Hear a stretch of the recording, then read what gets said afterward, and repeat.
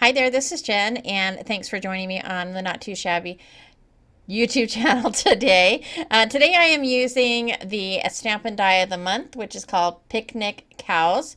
I'm also using a paper pad from the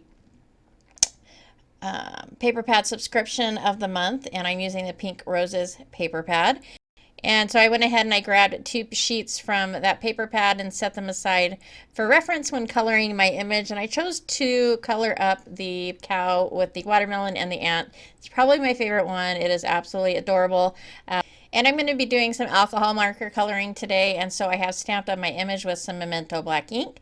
I am using mainly Ohuhu alcohol markers and Hammermill cardstock. And I would say that I have had over the years a love-hate relationship with alcohol marker coloring. I don't usually leave the coloring in because of that. However, I have over the years learned to enjoy it, and I actually use alcohol markers quite a bit now. And I think part of that comes from just letting go of the high expectations I had for myself.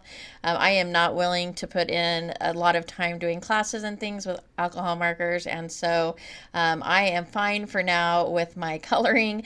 I don't worry too much about the light source, although I do want it to look nice, and I do try and put highlights in. I don't really know if they're in the right spot, and I don't think the person that I'm sending it to is going to know either.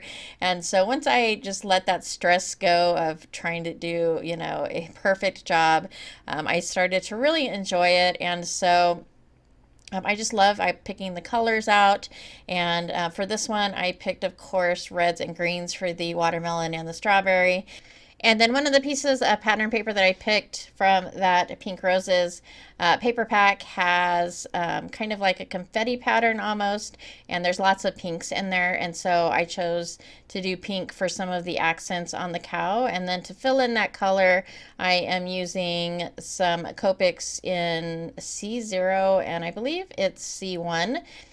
And I'm happily coloring along, and I get to the area by the watermelon and the cow's nose with this gray marker, and I accidentally get the marker in the watermelon, and I ended up dragging a little bit of that red color onto the gray of the face of the cow. And so I tried to fix this by taking my sand eraser. And if you're familiar with Hammermill paper, it is not a coated paper. It doesn't do good with water. And so it is very easily kind of destroyed, I guess. And so what I did was I tried to get that red marker off using my sand eraser. I was a little bit rough on the paper, and so I ended up kind of having, the paper, when you work it too much, it kind of rolls up a little bit and gets this really rough patch. So that's what happened. That's what ended up happening. I didn't want to trash the whole thing because of that, and so after I add some highlights using this gel marker, I'm going to go ahead and add some little dots to his face, and then I decided to go a little crazy with the dots, and I added the gray dots all over the cow. So it's not super noticeable, the little mistake I made in the far shot, but on the close-up shot on the video, you can see that there's a little bit of disruption to the paper. So after I went ahead and did that, I took out my glitter pen. I added a little bit of that to the watermelon, the strawberry, the top of the cow's head where that like little patches, as well as the ant. And then I wanted to pop up my character, but I didn't want to use foam. Sometimes foam is a little bit too thick, and so I went ahead and I cut two extra pieces using the coordinating die for this stamp, and I'm just stacking those and gluing together, so it gives it a little bit of dimension, but not too much. And then I'm using a die set from my stash that has this tag. I think is actually a set for a mini slimline because this die right here is a little bit bigger than my 6x6 piece of paper, but I'm going to use it anyhow. It's got a little bit of stitching on the side, and so I went ahead and cut both of my pieces of pattern paper out.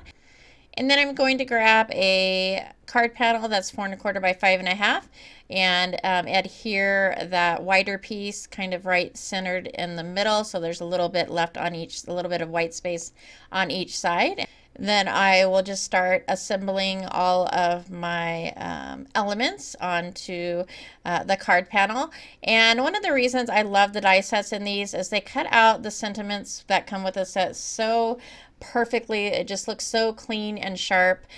And the good news is that as of the making of this video, the die and stamp set is still available. The stamp set is has sold out, so just the stamp set is not available. You can get the stamp and the die set though still, and the paper pads are still available as well, and I will leave those products linked in the description below.